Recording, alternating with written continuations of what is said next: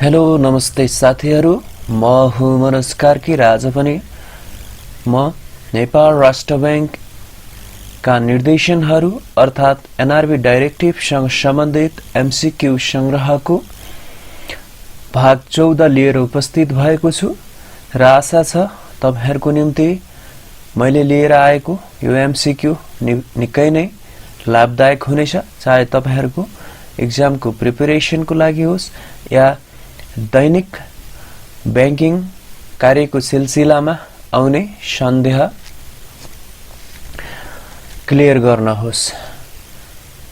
र साथीहरु, विषयवस्तुमा प्रवेश गर्नु पूर्व मेरो युट्युब च्यानल मनोज कार्कीलाई फटाफट सब्स्क्राइब गरिदिनु होला र त्यस्तै गरी मेरा हरेक भिडियोहरुलाई हेरेर ड्याङडुङ लाइक शेयर र कमेन्ट पनि हानिदिनु होला साथीहरु।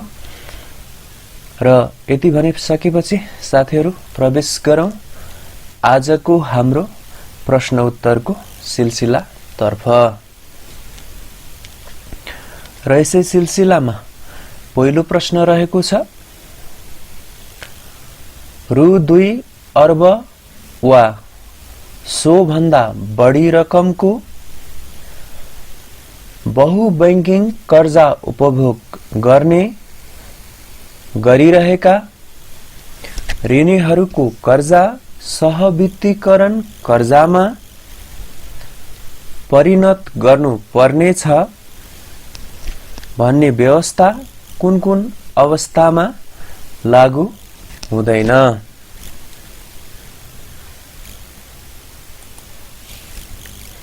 रु 2 अर्ब वा सो भन्दा बढी रकमको बहुबैंकिङ कर्जा उपभोग गर्ने गरिरहेका ऋणीहरूको कर्जा सहवित्तीकरण कर्जामा परिणत गर्नु पर्नेछ भन्ने व्यवस्था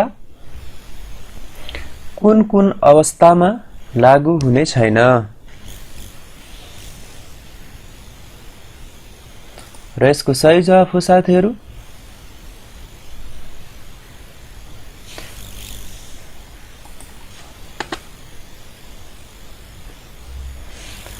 विपन्न वर्ग कर्जा अन्तर्गत लघु वित्तीय संस्थाहरूलाई प्रवाह गर्ने कर्जाको हकमा र 100% बीमा गरिएको हायर पर्चेज कर्जामा।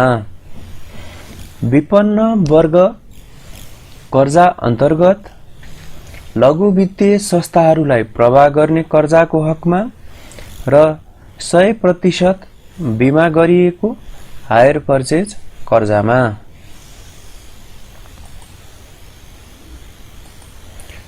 र त्यस्तै गरी साथीहरु दोस्रो प्रश्न, बैंक तथा वित्तीय संस्थाले ब्याज आम्दानीको लेखांकन गर्दा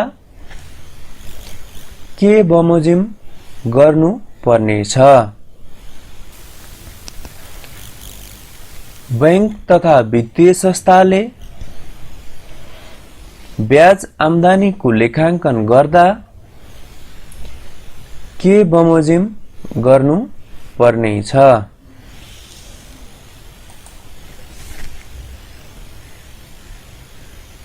र यसको सही जवाफ हो साथीहरु राष्ट्र बैंकबाट जारी भएको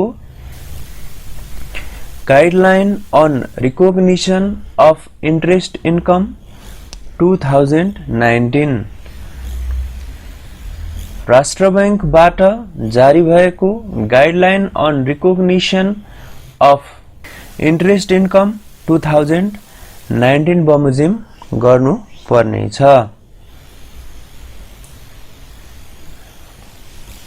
त्यस्तै गरी साथीहरु तेस्रो प्रश्न,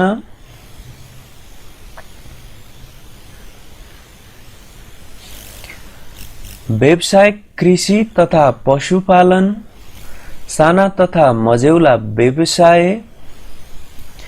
एवं भूकम्पबाट प्रभावित क्षेत्रमा आयमूलक क्रियाकलापलाई प्रोत्साहित गर्न ऋणीको ऋण तिर्न सक्ने क्षमताका आधारमा बढीमा कति रकमसम्म कर्जा प्रवाह गर्दा मोटर बाटो नभएको खेतीयोग्य जमिनलाई पनि बैंक तथा वित्तीय संस्थाले धितोको रूपमा स्वीकार गर्न सक्नेछन्।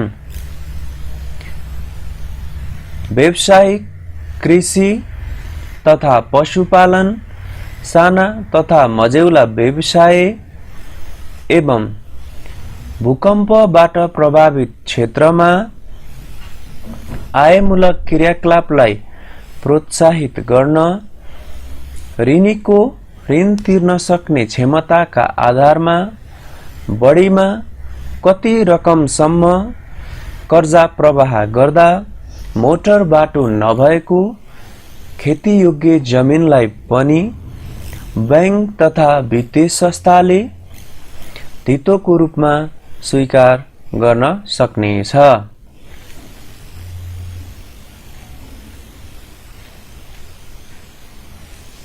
र यसको सही जवाफ हो साथीहरू 20 लाख सम्मको। 20 लाख सम्मको। त्यस्तै गरी चौथो प्रश्न साथीहरू,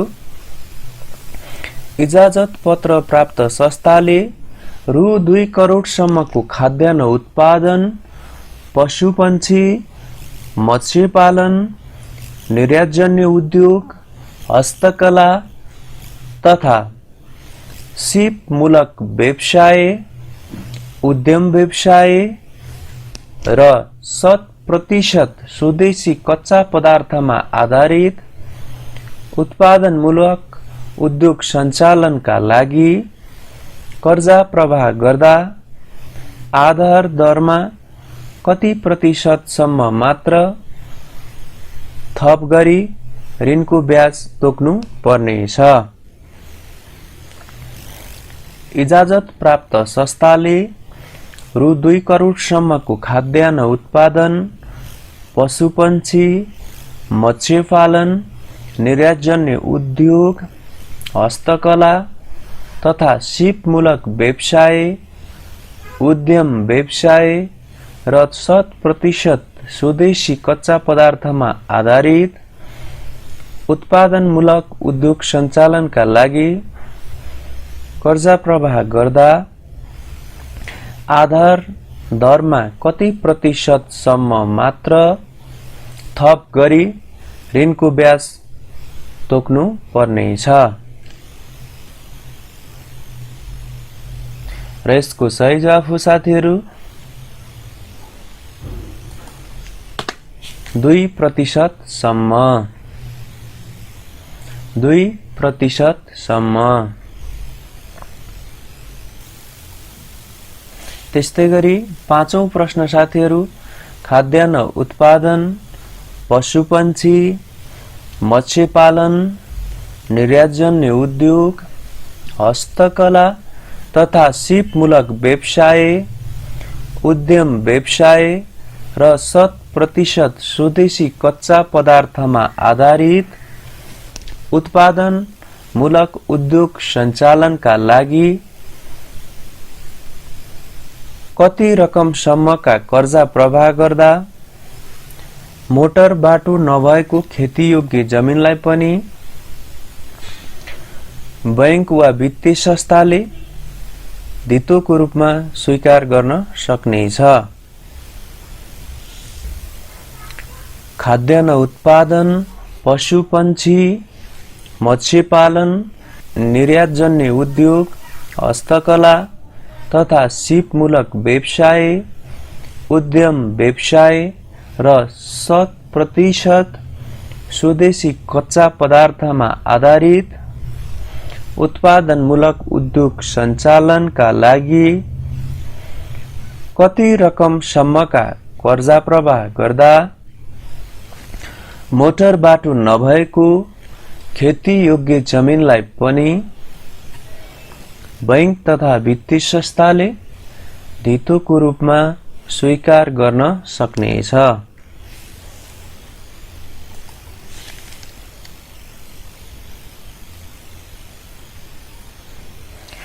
र यसको सही जवाफ हो साथीहरू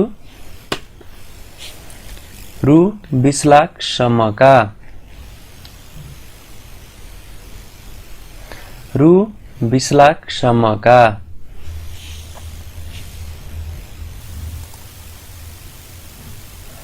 त्यस्तै गरी 6औं प्रश्न साथीहरू खाद्यान्न उत्पादन पशुपन्छी मत्स्य पालन निर्यातजन्य उद्योग हस्तकला तथा सिपमूलक व्यवसाय उद्यम व्यवसाय र 100% स्वदेशी कच्चा पदार्थमा आधारित उत्पादनमूलक उद्योग सञ्चालनका लागि कर्जा निवेदन प्राप्त भएको कति अवधिभित्र स्वीकृत गर्नुपर्नेछ र स्वीकृत हुन नसक्ने भएमा सोको स्पष्ट कारण समेत उल्लेख गरी सम्बन्धित ग्राहकलाई लिखित रूपमा जानकारी दिनुपर्नेछ। खाद्यान्न उत्पादन पशुपन्छी मत्स्य पालन निर्यातजन्य उद्योग हस्तकला तथा सिपमूलक व्यवसाय उद्यम व्यवसाय र 100% स्वदेशी कच्चा पदार्थमा आधारित उत्पादनमूलक उद्योग सञ्चालनका लागि कर्जा निवेदन प्राप्त भएको कति अवधिभित्र स्वीकृत गर्नुपर्नेछ र स्वीकृत हुन नसक्ने भएमा सोको स्पष्ट कारण समेत उल्लेख गरी सम्बन्धित ग्राहकलाई लिखित रूपमा जानकारी दिनुपर्नेछ। र यसको सही जवाफ हो साथीहरू 7 कार्यदिन भित्र 7 कार्यदिन भित्र।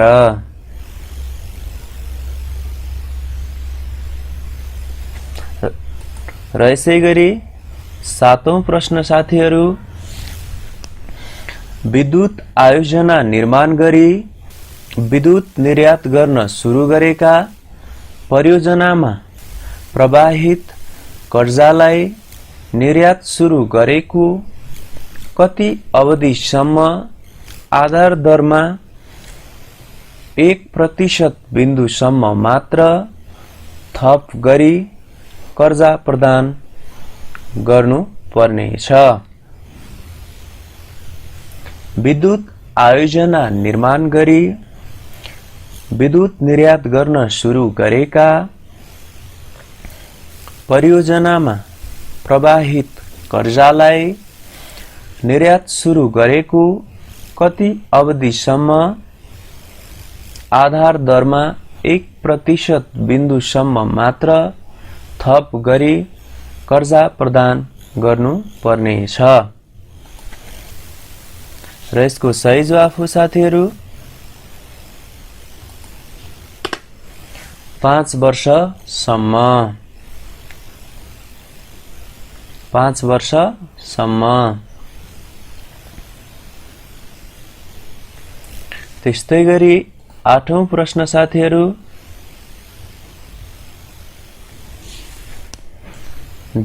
जलाशय युक्त जलविद्युत आयोजनामा प्रवाहित कर्जालाई कति अवधि आधार दरमा 1% बिन्दुसम्म मात्र थप गरी कर्जा प्रदान गर्नुपर्नेछ। जलाशय युक्त जलविद्युत आयोजनामा प्रवाहित कर्जालाई कति अवधि आधार दरमा 1% बिन्दुसम्म मात्र थप गरी कर्जा प्रदान गर्नुपर्नेछ।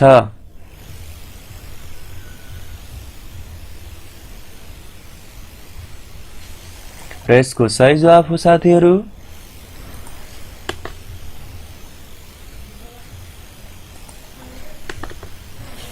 कर्जा अवधिभर, कर्जा अवधिभर। त्यस्तै गरी 9औं प्रश्न साथीहरू, हाल सञ्चालनमा रहेका स्वास्थ्य सेवा प्रदायक संस्था, अस्पताल वा उद्योगहरूलाई लिक्विड अक्सिजन प्लान्ट वा अक्सिजन प्लान्ट स्थापना गर्ने प्रायोजनका लागि कर्जा माग भएमा कुन दरमा कर्जा उपलब्ध गराउनु पर्नेछ?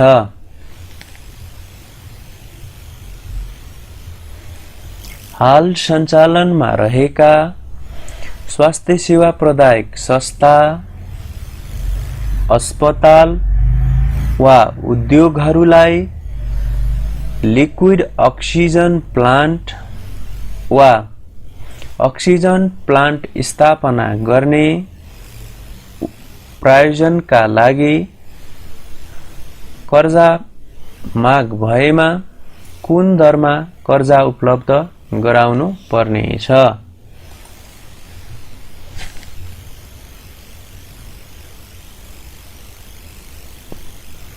र यसको सही जवाफ हो साथीहरू आधार दरमा। आधार दरमा। अब यो आधार दर भनेको के हो भन्ने तपाईहरुलाई जिज्ञासा लाग्न सक्छ। यो जिज्ञासा भनेको बैंकले पैसा कहाँबाट ल्याउँछ त भन्दा ग्राहकहरुसँगै भएको पैसालाई डिपोजिटको रूपमा लिन्छ।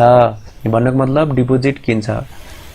र यहाँ आधार दर भनेको के हो भन्दाखेरि डिपोजिट किनेदेखि ग्राहकको हातसम्म कर्जाको रूपमा पुर्याउनलाई जति पनि प्रशासनिक खर्चहरु छन् हैन, नियमनकारी निकायमा अनिवार्य रूपमा मौजदात राख्दाखेरि त्यहाँनिर लागेको कस्ट अफ फन्ड कति हुन्छ, ती सबै खर्चहरुको योगफल नै के हो त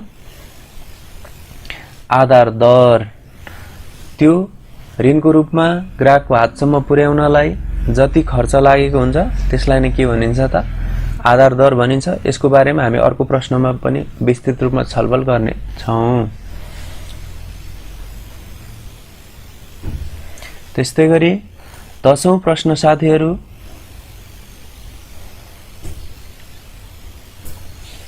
निक्षेप लागत वा कोष लागत,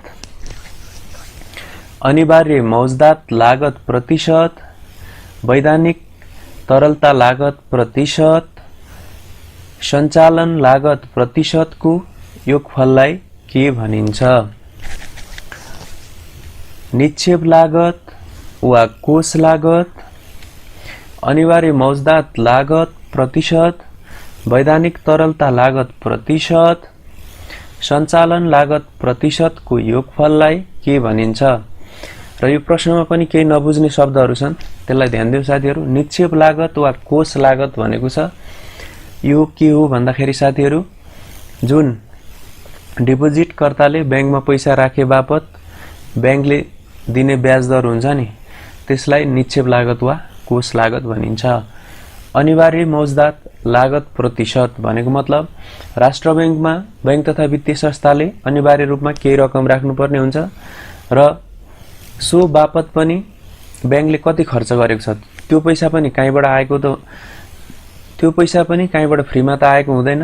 कस्टमरले नै खातामा ल्याएर राखिदिएको पैसा त्यहाँ लगेर राख्ने हो र त्यो बापत पनि बैंकले ब्याज ग्राहकलाई तिर्नु परेको हुन्छ र सो लागत। त्यस्तै गरी वैधानिक तरलता लागत प्रतिशत भनेको मतलब अनिवार्य रूपमा तरलता मेन्टेन गर्नुपर्ने रकम हुन्छ, त्यो त बैंकले लगानी गर्न पाएको हुँदैन र त्यसमा पनि ब्याज बैंकले तिर्नु परेको हुन्छ र सो लागत पनि। र त्यस्तै गरी सञ्चालन लागत भनेको मतलब बैंक सञ्चालन गर्दाखेरि सो डिपोजिट कलेक्ट गर्न बैंकका कर्मचारीहरूलाई दिनु परेको खर्च, बैंकमा आउने अनेक मसलन्दाका खर्चहरु, रेन्टहरु यावत खर्चहरु कति छ त्यसको प्रतिशत भनेको है त। र फेरि प्रश्न सुनौ, निक्षेप लागत वा कोष लागत, अनिवार्य मौजदात लागत, प्रतिशत, वैधानिक तरलता लागत प्रतिशत, सञ्चालन लागत प्रतिशतको योगफललाई के भनिन्छ? अघि पनि हामीले यो विषयमा छलफल गरेका थियौं अघिल्लो प्रश्नमा। त्यसलाई के भनिन्छ त? आधार दर।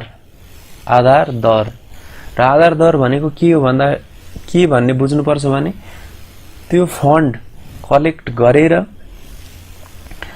ऋणीको हातमा पुर्याउँदा समेत त्यो फन्ड कलेक्ट गर्न जति कस्ट लागेको छ नि त्यो नै बेस रेट हो क्या।